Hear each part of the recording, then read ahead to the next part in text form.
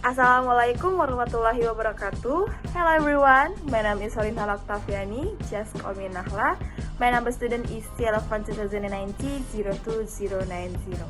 So for today, I will make a video with the context of my final exam in the interpreting course with lecturer Mr. Doni. And today I will be as interpreter from video by Mary Riana with the title Bedanya Kritikan dan Hujatan. And for this video, I will be interpreted video from Indonesia language to English language. So without further ado, let's get started. Harus bisa membedakan ya, yang mana yang kritikan, yang mana yang hujatan. Kadang-kadang kan memang kritik itu baik ya, justru kritik itu diperlukan. Nah makanya kita harus bijak, yang mana yang kritikan, yang mana yang hujatan. Nah jadi kalau sahabat yang baik itu ya dia bisa nasehati tanpa bikin sakit hati. Gitu. Nah, itu baik gitu, itu kritikan, jadi nggak bikin sakit hati. Dia juga bisa ngasih masukan ya tanpa ya pakai kata-kata yang menyakitkan, apalagi menjatuhkan harga diri, itu berarti kan udah hujatan sebenarnya. Jadi ya kamu harus sungguh-sungguh bisa membedakan. Nah jadi ya dari situ baru ya kalau itu benar-benar kritikan ya kita harus punya kedewasaan ya untuk menerima, memilah dan melihat introspeksi, tanya dan apa yang bisa kita lakukan selanjutnya gitu. Ya, tapi kalau misalnya itu adalah ya tadi hujatan atau hanya orang-orang yang berusaha untuk menjatuhkan dan melakukan hal-hal yang tidak baik ya dilupakan saja. Okay, so we must be able to distinguish which one is criticism, which one is the smart. Sometimes criticism is good, isn't it? Precisely, the critic is needed.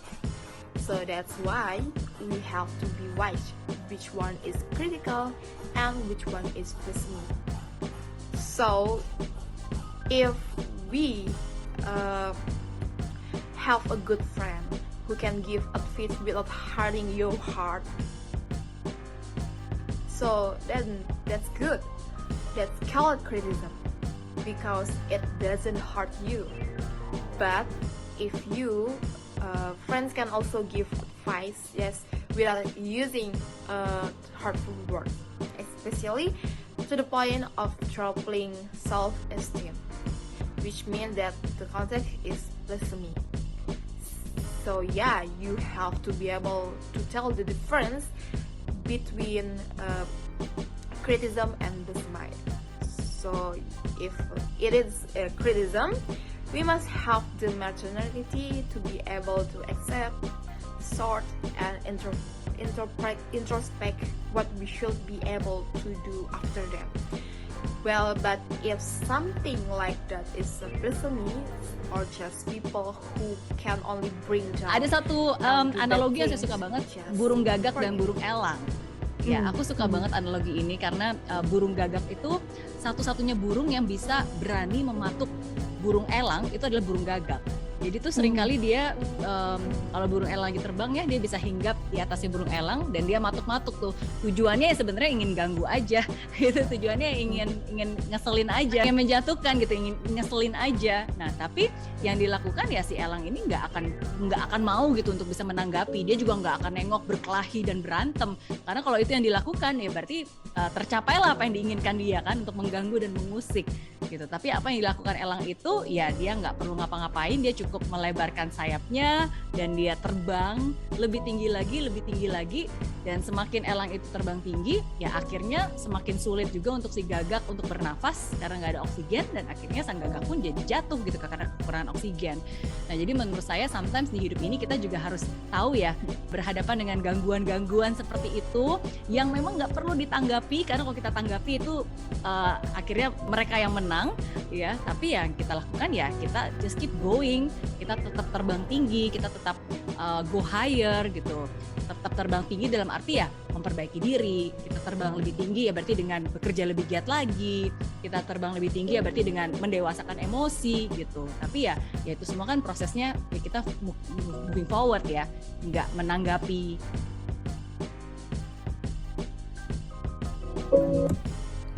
Okay, so there's one analogy that I really like, namely the crow and the eagle. I really like this analogy because the crow is the only bird that can dare to the eagle, while the eagle is a crow. So often when the crow is flying, he can land on another eagle with the aim of disturbing it just for fun. So the more disturbing, but the eagle didn't not respond. Instead, the crow and the eagle flew higher until the crow couldn't reach it. Because if the crow couldn't in the hike, so the crow won't get oxygen. So in my opinion, sometimes we also have to know how to deal with disturbances like that, where we don't need to respond if we respond to those that we win. Then what we can do is keep going. We keep flying high with the meaning we improve ourselves, we work even harder, Suara-suara itu. and master the emotion and go forward. Saya percaya bahwa everyone have their own time ya. Kan tadi saya juga bilang bahwa setiap emosi, setiap perasaan itu nggak akan bertahan selamanya gitu. Pasti come and go gitu. Dan setiap orang pasti punya masa kadaluarsa sendiri gitu. Kita yang menentukan. Jadi saya nggak bisa bilang, dan saya juga nggak mau bilang bahwa oke, kamu harus cepat move on 1 hari maksimum. Kalau nggak baik, nggak, it's okay. Tapi yang paling penting adalah ya kamu harus benar-benar mengenali dan tahu bahwa pada akhirnya semua itu pasti akan baik-baik saja. Oke, tapi pada akhirnya ya kamu harus bisa melakukan sesuatu, kamu harus bisa bergerak gitu. Kamu harus, ya kepercayaan diri itu semua berawal dari sebuah keputusan gitu. The moment you decide kamu mau oke, that's it. Hari ini saya mau bangkit. Udah dimulai dari saat itu. Oke, that's it. Hari ini saya mau nggak mau sedih-sedih lagi gitu. Jadi dimulai dari keputusan itu sih. Okay, so I believe that everyone has their own time because every emotion won't last long. Surely, all come and go. Everyone has their own expression date. So we decided, I can say that, oh, we have to move on one day, the maximum. If not, it's not good. Oh no, I think it's okay. But the most important thing is that you have really recognized and know that in the end everything will be alright. And in the end of you have to do something, you have to move, because yeah, self-confidence all starts with a decision. The moment you decide if you want, okay, that is today I want to give up, okay, starting from today I don't want to be sad anymore.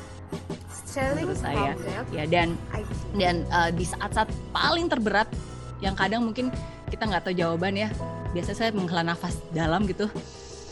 Pernah nggak sih kayak wah it's just too much, sometimes kita juga nggak tahu nih gimana, can we handle this gitu, kayak aduh gimana ya gitu kan. Terus biasanya saya tarik nafas dalam banget, saya hembuskan nafasnya gitu. Tapi dengan situ saya menyadari bahwa wow, saya masih punya nafas loh. Kalau saya masih bernafas berarti Tuhan aja nggak menyerah dengan saya gitu. Kalau Tuhan aja nggak nyerah, masa saya nyerah dengan diri saya sendiri gitu.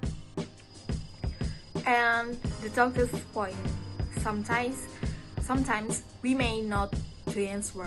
Usually I take a deep breath. And have you ever felt like, wow, it's just too much? Sometimes we also don't know how we handle like this. Oh, how? But I always take a very deep breath and then exhale and immediately realize, oh wow, I still have a breath.